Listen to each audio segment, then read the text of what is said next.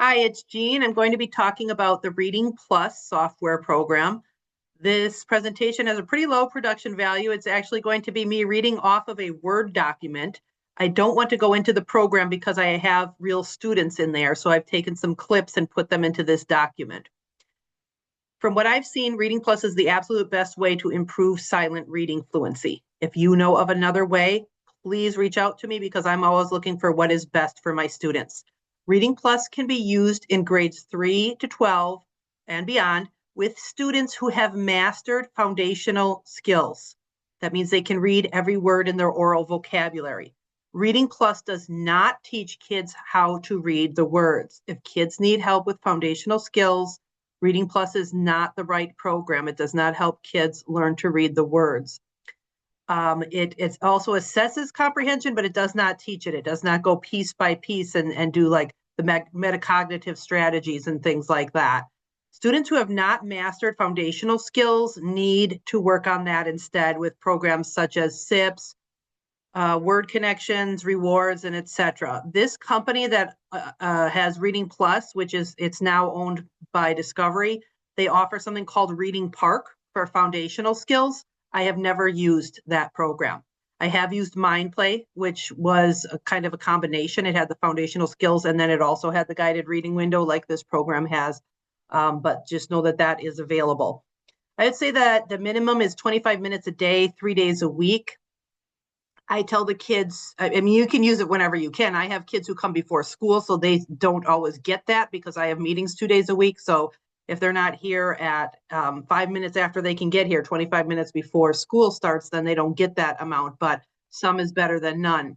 So I have students do one reading lesson and then a vocabulary or a visual skills lesson. I always have them finish that one reading lesson per day, and then it depends upon what else they're on. I've also had kids who really want to beat that reading level and they're pretty high up, so they just do reading.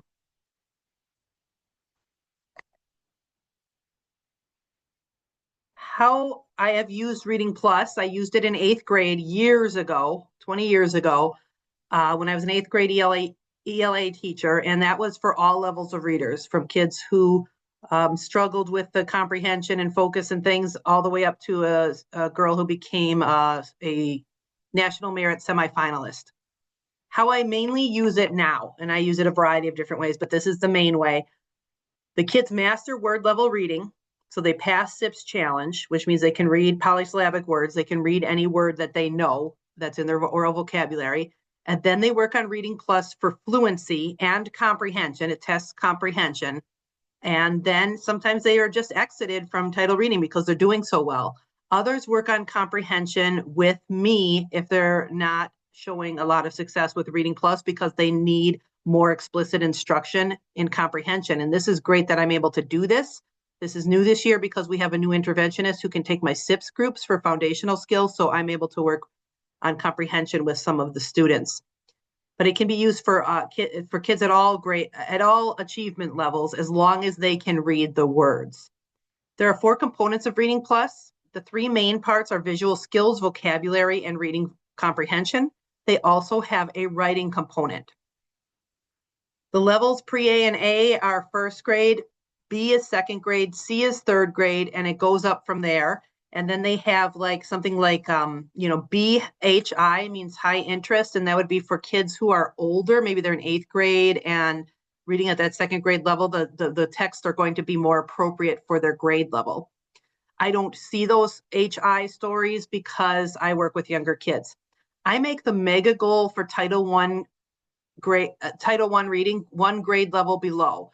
So for example, at the end of 3rd grade, that should say master B, get to C, by the end of 3rd grade. So really they should master C by the end of 3rd grade, but for title reading, I make the mega goal that they master B and get to C. I do not tell the students the grade equivalents for the levels, but I do tell teachers and parents. There are 3 tests during the year, but you can bypass them if desired. I sometimes bypass the mid-year test, especially for kids who have not been on it a lot of time each week. After the first test, which you do have to take, the program will auto-assign lessons in some or all of the first 3 skills, visual skills, vocabulary, and the reading comprehension, which is where you're working on your fluency, although visual skills is also working on fluency. You can change these. You can also assign writing if desired. Notes, do not let the kids click through the vocabulary instruction screen. When they get vocabulary lessons, a screen will come up. If they pass the word, they can answer all the questions about the word, they've passed it. But the words they don't pass on their pretest, there's a screen that comes up that has all of the important information about the vocabulary word, and the kids tend to just click right through it. So make sure that when they are getting that screen, that they understand that they need to read everything that is on that screen, not just click through it. And if you do listen to kids read aloud, maybe they've failed a couple of lessons and you want to hear what's going on, do not do it while that guided reading window is running, because that is meant for silent reading. There are times where a screen worth of text comes up and they read it at their pace and then click the space bar when they're done. That's the time to listen to the kids read out loud if you want to sit behind them and do that. After the kids take the pretest, it'll put them into a startup mode where it's just really finding all of their levels and assigning the appropriate aspects of the program to each kid. This is what your pretest class report will look like. Hopefully yours is going to have more kids up here in the top, but I only use this right now for kids who have IEPs or are in title reading. So this is from a year that I was doing this with those kids, and this is a pretest. This shows where they were at the pretest, and then it will show you where they are at after each test. On your home page, there are a lot of different options. It gives you a lot of information. There's just tons of data in here. You can see how much it's being used, what the progress is for your classes, and different things like that. That's assessment would take you to the screen that I just showed you. Over on the left, you want to go to manage in order to put in new students, new classes. Right now, I have one class, and then we have two groups, and one group is the students with IEPs, and the one group is the students in title reading. And that's where you put everything in and set up your groups. This is the students. That's where you can click on each student and go to the individual screen for that student.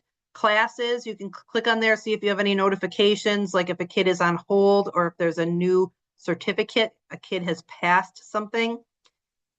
And then the learn is where you would go to find out a lot of information. There's a ton of stuff there. So if you wanted to know, what are the 200 vocabulary words on level B, 180 of which the kids will get, maybe they've passed some on the pretest, then you can go to learn, and that information will be there. You can live chat. It starts with a bot, but it will take you to a real person if the bot cannot answer your questions. This is what an individual student page looks like. So this is a real student that I'll be showing you, but without the name. On the top, I can see a lot of different information about the student's progress. Click on progress and skills and assessment. I can see those kinds of things. Parent-student letter is going to give the students login information and a little bit of information about the Reading Plus program. Settings is where I can adjust the student's username and password. That's where I would see that, because I would have set it up in the Manage tab. And I can adjust the student's reading rate. I can adjust the student's assignments and a lot of things like that. I see what is auto-generated after the pretest, and then I make adjustments. I tend to give more assignments. A lot of kids are not even working in my room, so I give assignments more than they're going to get completed, and I don't require that they get a certain amount completed. I have them do one reading lesson in a session, and then if they have time, go to their visual skills or vocabulary. If they have one or the other, they just go to that one. If they have a choice, if they have both, they can have a choice. In print or download, if you click that from the student screen, it's going to print out the papers that show how many lessons the child has read, and how many, what percentage of main idea questions the student got right, and how many visual skills levels the student has passed, and tons of information like that. This is where you can send messages. to the student. There will be auto-generated messages that will come up when the student is locked out for going too fast, for example, as well as when the student gets a certificate for passing a level. And then this alerts history can tell you what kinds of alerts the student has had, positive and negative, and then there will be the certificates that the student has earned. It'll come up first here in messages. I used to think that they disappeared, but if you go to alerts history, if you forgot to print out the certificate, you can get it there. So still on this student's page, and it would look different live, but I just took clips so we don't see the student's name. This is a student in upper elementary, and he has an IEP. It's working towards those goals, and is on level A. And if you look, the student is doing well and then not well. So the question is, should we decrease the student's reading rate? And for that, like I said, there are two types of things that will come up during the reading lessons, the reading comprehension lessons when you're mainly working on the reading fluency. There's going to be just a screen with text, and the student reads down it and then clicks the space bar when he's done, ready to move on to the next. And then there's going to be the guided reading window, and you can adjust the pace of that. Generally, you do not have to do that because this program starts below where the student is able to read and then works up. So taking a look at this student has passed stories that he read at the independent rate. That would be clicking through, reading the text on the screen and then clicking through himself. See the G rate, that's how fast his window is going. So when he read 178 words per minute and 194 words per minute, he passed. When he read 126 words per minute, 147 words per minute, he didn't pass. So this is more of a focus issue, most likely, rather than that it's going too fast, because you can see here that when it's going fast, he actually does pretty well. So we do not need to decrease how fast that guided reading window is going. This question mark means that he clicked through the screens at various rates. One screen he just clicked right through, after a few seconds, and then another one he was on for a long time. They cannot get the independent rate measured. This shows the vocabulary that the student has passed so far. Student has just recently got onto vocabulary level B. And then this shows the visual skills level that the student is on. The visual skills will come up if the students are in grades 3 to 5 with proficiency less than 2.0 and reading less than 125 words per minute, or some combination of that. I'm not exactly sure how the algorithm works. Sometimes when I've adjusted the kids' lessons, what I want them to get, sometimes I'll just let it go back to what the system is suggesting so I can see what the system is suggesting for that student. So levels 3 and 4 are not that high. I think there are 10 or 12 visual skill levels. So it wouldn't hurt that student to stay on there, even though he's a little bit over the 125. So this guided reading window is going at 139 words per minute, and his independently, on average, he's clicking through at 147 words per minute. At the reading, as far as reading, he is on this level A, and he has hit 4 out of 9 combos in order to get to level B. For a combo, you have to have 2 stories in a row at 80% proficiency or higher for the comprehension. And you could see that he was on, off. So he's having a hard time getting those combos. Vocabulary words, he just got to that new level, so he has 5 of 180 mastered. And this is in the progress tab on that student. So I'm on that student's page and I can see all of this data. If I click on the progress tab, it's going to show me a lot of different things. I do not even have half of what you can see about students.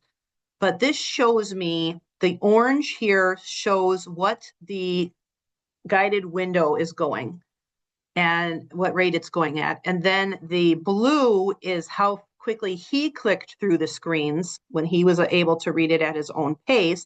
And you can see that when they can't get the rate, they just drop it down here, question mark. So it's kind of all over the place here. Those tend to be either kids are having a difficult time focusing during that lesson, or the lesson is, sometimes you get lessons that are just something they're not familiar with that are very, very difficult for them. But most of the time it's that they had a hard time focusing on that lesson. So this shows where the student started and where the student is right now with proficiency level. And you can go into this growth report and see that the student started 4 years below level in this program. And the goal in this program is to be 2 years below grade level by the end of this year. And you can see that overall, the student is keeping up progress. And again, these are just clips. So you can see it more holistically when you're actually inside the program.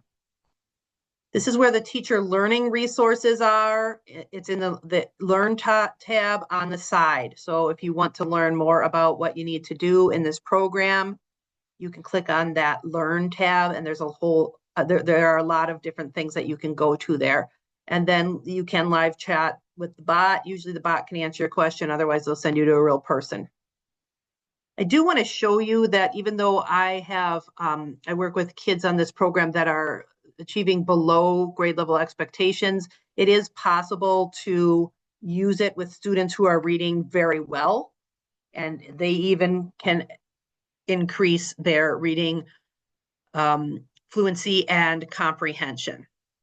So I took the test last summer, and this is where I scored. Now be aware, there's no top to this graph.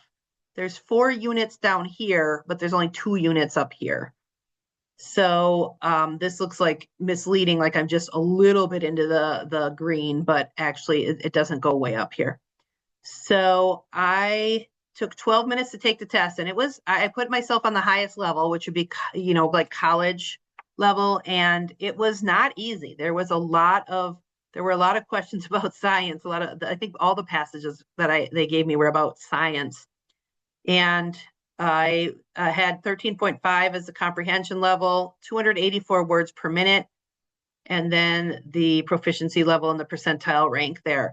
I did try to use the program. It didn't work for me because I can read faster than 284 if it's something that I know about.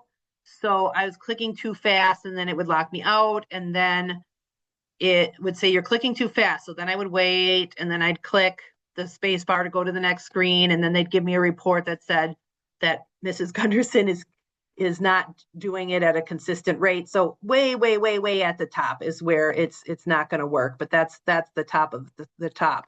But if you look at my son's report, this was the summer between his 2nd and 3rd grade year. Usually I would not use this program at that age, but my son was a high reader. He had no problems with reading, but again, it can help everybody. I had somebody who was a National Merit semifinalist use this program. So he took 34 minutes to take the assessment. He came out with a comprehension level after he read the passages at 3.5, and that is a grade equivalent. All of these are grade equivalents. Vocabulary 7.6, and he was reading 150 words per minute. And his overall proficiency then was 4.1. I put him in as a 3rd grader. And so then he did work on the program throughout the summer, even though this is totally fine for a kid going into 3rd grade. And it shows the lessons that he passed. So he passed 19 reading, and he was close on 2, and so on, about vocabulary, visual skills. And then they started his guided window at 120 and then went up to 145, which is about where he was here. He tested at 150. You can see we didn't do a ton of lessons, but you can use it for kids who do well in reading or kids who are struggling in reading, as long as they know how to read the words. Those are the basics about Reading Plus. There's a ton more. It tells you what skills the kids are struggling with, and you can click on those skills and it'll take you to the writing prompts that have to do with that. And there's a lot of ways to get very, very deep into this program, but I just wanted to stick with the basics today and show you how I use it.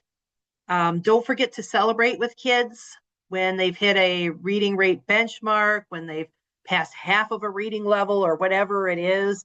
This has been really fun for my kids. There's nothing juvenile about the program, so older kids can use it and choose. There's a lot of choice involved.